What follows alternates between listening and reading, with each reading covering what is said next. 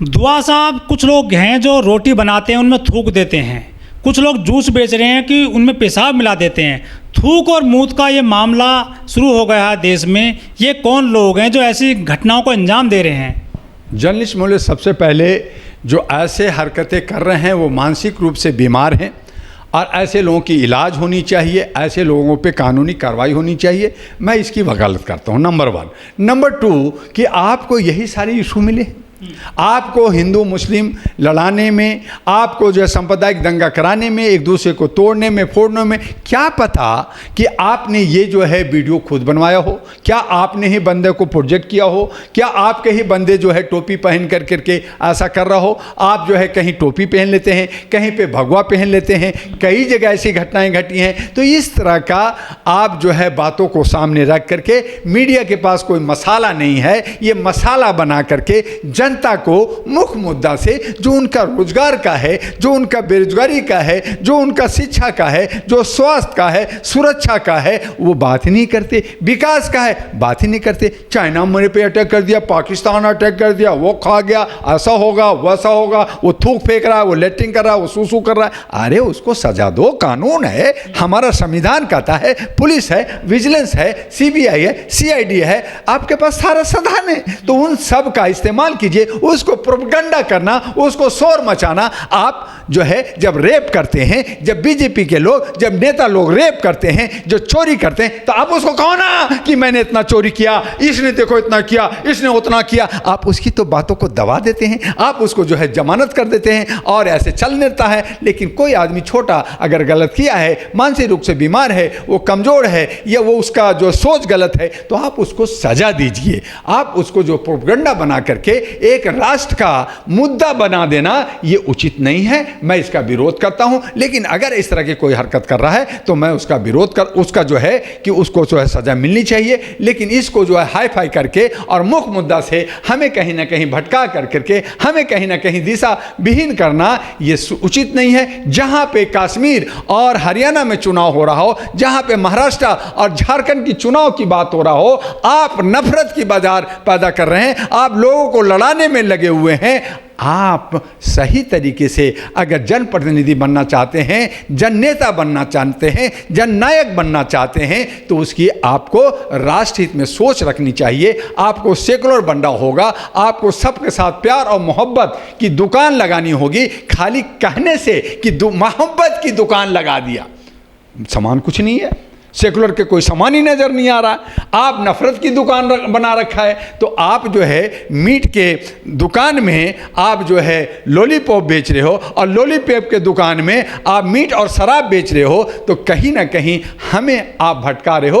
उससे हमें बचना होगा, जनता को सोचना होगा। और अब जनता ही बदलाव लाएगी, जनता ही जो है जन क्रांति लाएगा। और जनता जिस दिन सड़क पे आ जाएगी, वो दिन दूर नहीं कि श्रीलंका, बांग्लादेश और पाकिस्तान की तरह हो जाएगा और ये नेता भागते हुए नजर आएंगे। योगी सरकार ने फिर से कह दिया है, कोर्ट के विरोध के बावजूद, कि दुकानों पे नाम लिखने होंगे आपको, ठेली पर, पटरी पर, ढाबे पर।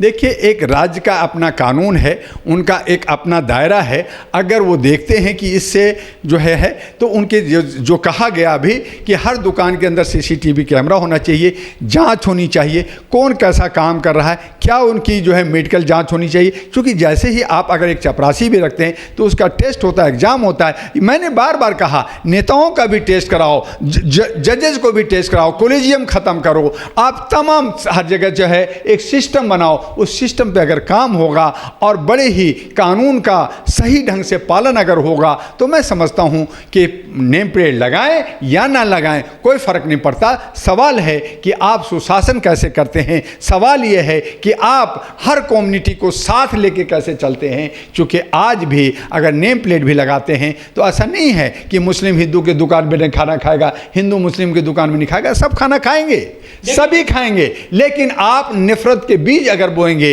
वहां पे किसी तरह की बात उठा देंगे, कहेंगे इसमें कॉकरोच आ गया, यहां पे ये आ गया, यहां पे मूत्र आ गया, यहां पे थूक आ गया, तो वो जो है एक बहुत ही विकराल समस्या बनेगी और एक दूसरे पे टूट पड़ेंगे। और वो जो खून खराबा होगा वो एक तरह का गृह युद्ध का रूप लेगा। उसका जिम्मेदार कौन होगा, ये तय योगी जी को करना होगा। बीजेपी कुछ लोग कह रहे हैं कि ये जो है नहीं, व्यापार में भी जिहाद कर रहे हैं इस तरह के लोग।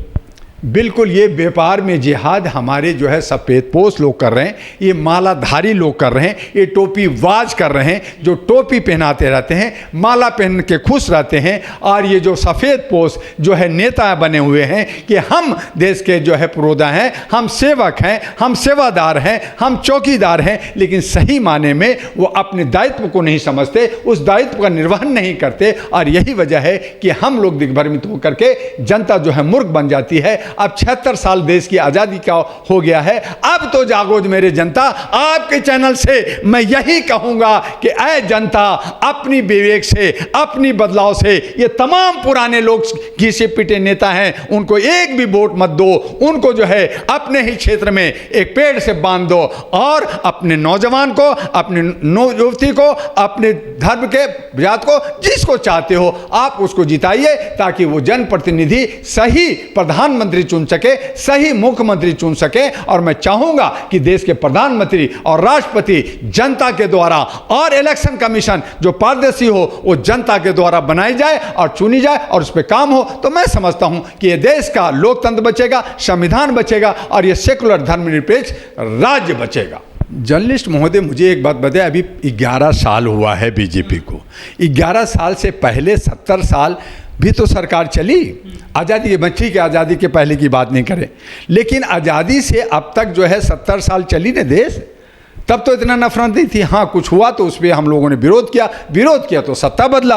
अब हमने इसीलिए उम्मीद किया कि ये जो सरकार आई है ये मिलजुल करके काम करेगी, लेकिन जो उसने कहा, इसने करा, उसने किया, तो एक ही लोग, एक ही थाली के चट्टे बट्टे लोग, एक ही तरीके, एक ही पैटर्न पे ये लोग काम कर रहे हैं। जनता थक गई है, त्रस्त हो गई है। और इसीलिए आपके चैनल से कह रहा हूँ कि इन तमाम जनता को चाहिए कि इन तमाम जो जितने भी नेता हैं जो ये 70 साल 60 साल से ऊपर हो गए हैं, जो बार बार ये हमारे ऊपर गुमराह कर करके, दशा विहीन कर करके सत्ता में काबिज होते हैं, इनको एक एक वोट के लिए तरसा दो, इनको जमीन घुटने पे टिका दो, फिर समझ में आ जाएगा। और मैं समझता हूँ उसी दिन एक नया बदलाव, एक नया सवेरा हमारे देश को देखने को मिलेगा।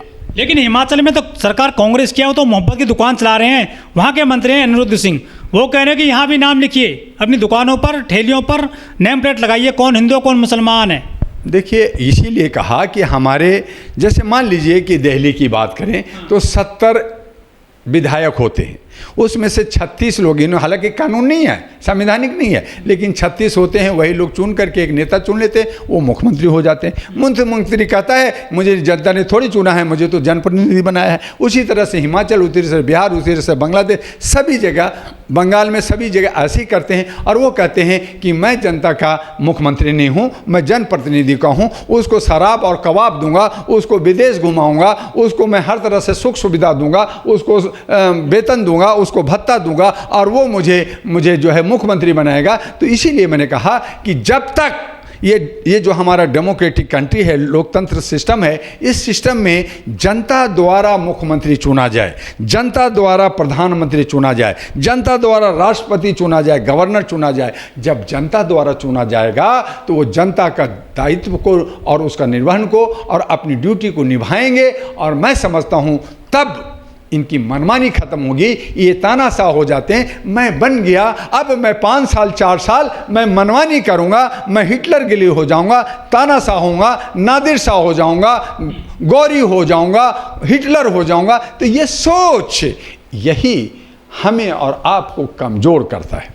कांग्रेस ने किया, उसका भोगा, हम लोगों ने उनको जो है इमरजेंसी, बहुत सारी चीज़ें लगी, बहुत फिल्में आई, बहुत कुछ रोक टोक हुआ, हमने उनको त्रस्त हो गए, उनको हटाया। फिर बीजेपी आई, फिर और भी हमने कहा चलो जी और बदलाव करते हैं, तो आम आदमी पार्टी आई, समाजवादी पार्टी आई, ममता की आई, फिर अखिलेश की आई, फिर तेजस्वी की आई, फिर स्टेलिन की आई, फिर उद्धव की आई। सब जगह हम लोगों ने इतना परेशान हो गए हैं कि अब हमें नया विकल्प दिख नहीं रहा है। अब नया विकल्प हमें वो लाना होगा जिसमें जात पात नहीं होगा, जिसमें धर्म कर्म नहीं होगा, सिर्फ राष्ट्र धर्म होगा। और राष्ट्र धर्म को लेकर के जो मानवीय मूल्यों पे चलेगा, वो अहरा नेशनल पार्टी अब आ गई है और एक नया सवेरा और नया बदलाव आपको देखने को जल्द मिलेगा। लेकिन दुआ साहब, एक सवाल ये भी है कि रहीम की बिरयानी बिक जाएगी और अमर का आम बिक जाएगा, संतरे बिक जाएंगे, लेकिन दलित की बिरयानी बिकेगी क्या?